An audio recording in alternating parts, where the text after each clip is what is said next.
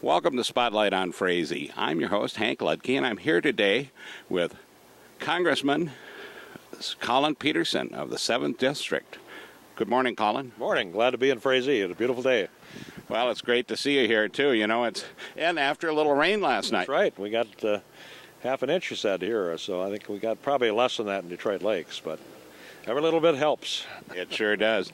You know, you've been involved in politics for quite a few years now. When did you start, Collin? Well, I started in 1976 when I first ran, and I ran for the state senate. And I don't know, it was JC's that kind of got me into it. And, you know, I didn't realize that I couldn't win. And so I ended up getting elected in spite of myself, and then been doing it ever since. Well, I know once you've gone to Congress now as representative for the 7th District here, you know, we've seen a lot of changes, you know, and of course we look back to the 90s, and one of the things I remember was Ross Perot and his speech. You hear that giant second sound? Yep. That's the sound of your jobs leaving the country. That's right. Yeah, I worked with Ross Perot. I was the chairman of the anti-NAFTA caucus, and we were trying to stop the North American Free Trade Agreement at the time. And Ross Perot, of course, that was one of his big issues. So he came to Washington, I remember, and he was going to have a debate with Al Gore. He was in my office, and he was kind of making light of things. And I told him, I said, you better be careful that Gore is not a dumb guy. And ended up, Gore kind of bested him in that debate. But you know, we had that thing defeated, and then just so much money against us that we lost. And, you know, one of the deals was supposed to be more agriculture trade out of that. We had way less than what Mexico and Canada got out of the deal. What we were afraid of. Yeah, and we know it, you know. Well, of course, I was in the trucking industry then, training drivers, and we were I was running 47 states, part of Canada and part of Mexico in those days, and we could see what was going on. Yeah, you know, and it's, you know, when you have wages that are one-fourth or less of what they are in the U.S., I mean, what do you expect is going to happen, you know? And right after NAFTA went through, we had all these maquiladoras set up and everything, and it's, you know, I mean, there's been businesses that have benefited from NAFTA, you know, and I guess that's good, but overall, it's been a bad thing for the U.S. Well, and I know we look at one of our own snappies, you know, who'd moved down there and ended up moving back with only having 60 or 40% left of their business. That's right, yeah, and you know, we are seeing some positive things now. We're seeing some of the manufacturing coming back to the U.S.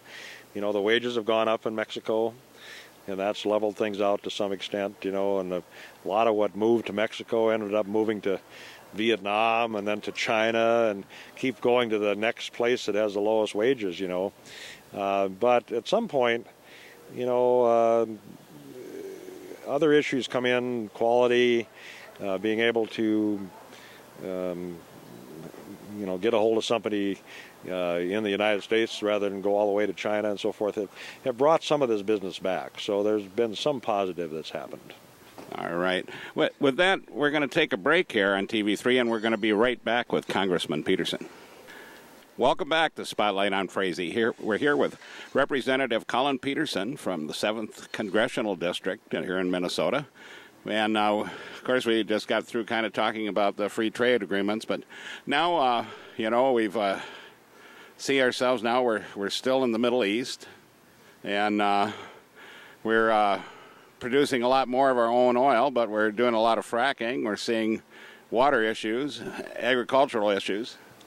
Yeah, well, we've made, you know, I think we need to keep an eye on fracking, but from what I can tell, you know, I think some of the concern is overblown, and we just have to make sure that what we're doing here is not causing us long-term problems. But I think the fact that we've discovered this oil in North Dakota has been a good thing. You know, it's spilled over a little bit to us, you know, in this area, and, you know, it's helped us get some balance. You know, we've, you know, developed a pretty good ethanol industry. So we've made progress in terms of getting ourselves less dependent on Middle East oil. But we keep getting drugged back into that situation over there, whether it's Egypt or now Syria. And I think, right as of today, it looks like the president has decided he's going to go in there and bomb some places in Syria. And I don't know, I'm talking to my constituents, I think they're a little tired of this. They're not too excited about getting involved in another situation in the Middle East. That's what I'm hearing from people so far. Well, and we hear the same thing.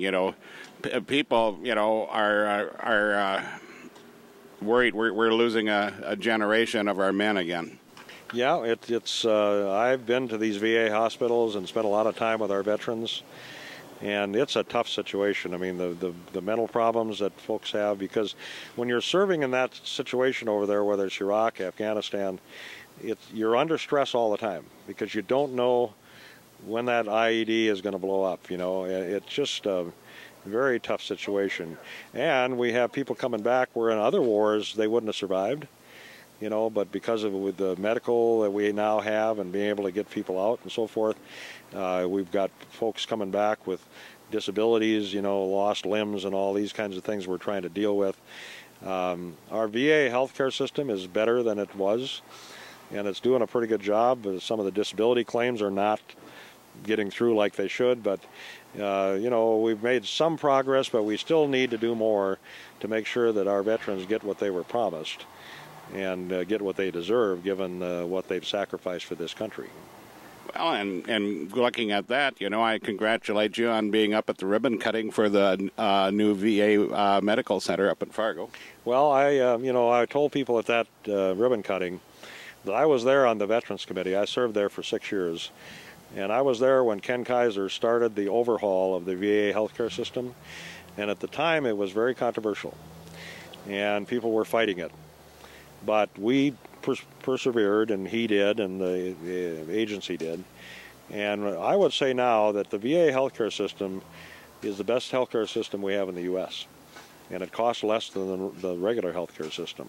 Now, could it be better? Sure. But that facility in Fargo now with that new surgical unit is going to be state-of-the-art. And you hear from veterans all the time that they'd rather go to the VA than go to the regular hospital system because of the care they're giving. And that makes you feel good, that we're making some progress and giving those veterans what they deserve. Well, Collin, I appreciate you being on our program. Any last parting words here? Well, I've always had a soft spot in my heart for Frazee. Of course, been in this area a long time. And I'm here in town today to work with you and your other folks, see what we can do to make Frazee even a better place to live and a better place to work in the future. Thank you for being on our program. Thank you. Thank you. And with that, we'll catch you next week on Spotlight on Frazee.